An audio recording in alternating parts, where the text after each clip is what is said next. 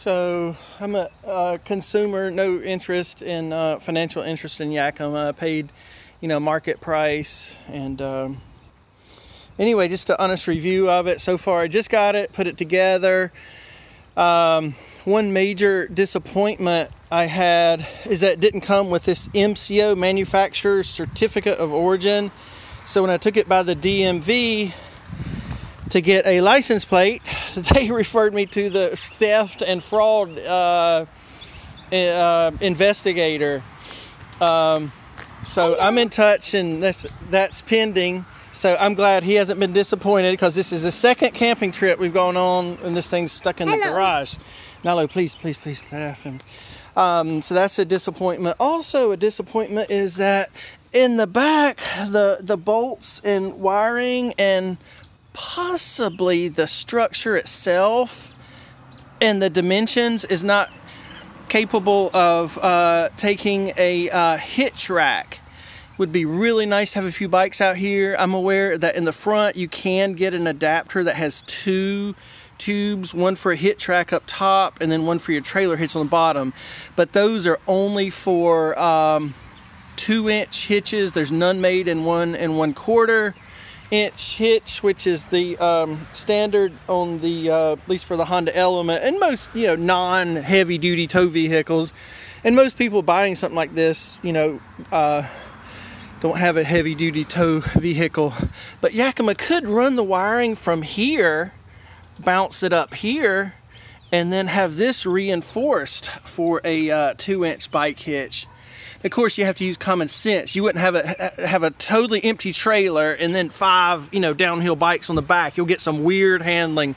Anytime that you got weight behind the axles of a trailer, you want to have at least like 60% of the weight up front. So somebody might do something stupid like that, but put in plenty of warnings.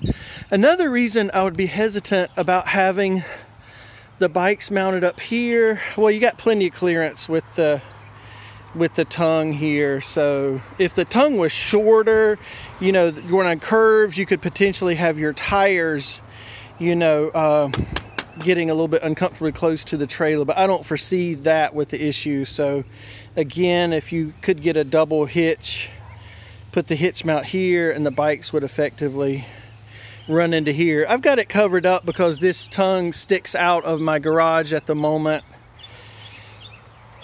So those are the not good things about it. Otherwise, it's really well made, really sturdy. Got the optional, of course, rooftop tent.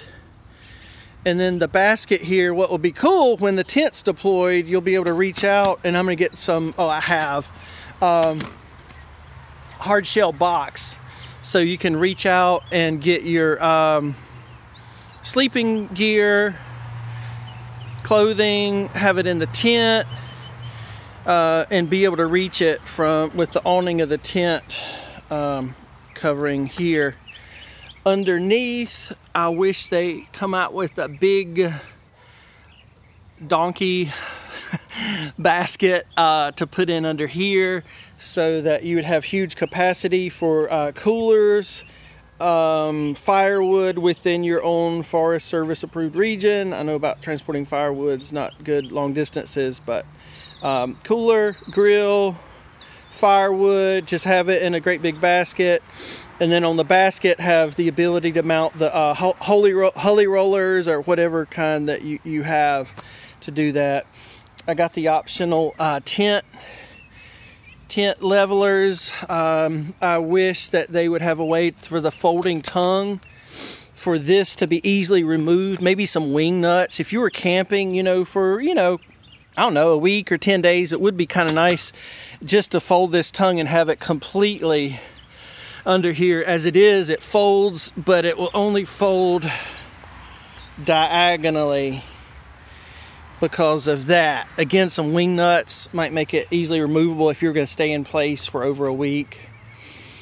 Other thing would be nice, have a couple small levelers, so when you do get to camp, you would have them on here, but they're cheap and easy. You could easily Fastex, zip tie, or Fastex a couple of levelers to know. Also sprung for the spare tire. Really nicely mounted, out of the way. Not easily accessible, but that's all right. One final thing, and long term, my thing, when this tent fabric finally gets ready to use the platform, and I'm gonna have a Chesapeake Lightcraft teardrop trailer that I'm building, so I'll be able to put it atop here. Yeah, I know, have to be standing on something in the back to get to the galley, but long term, that's my plan.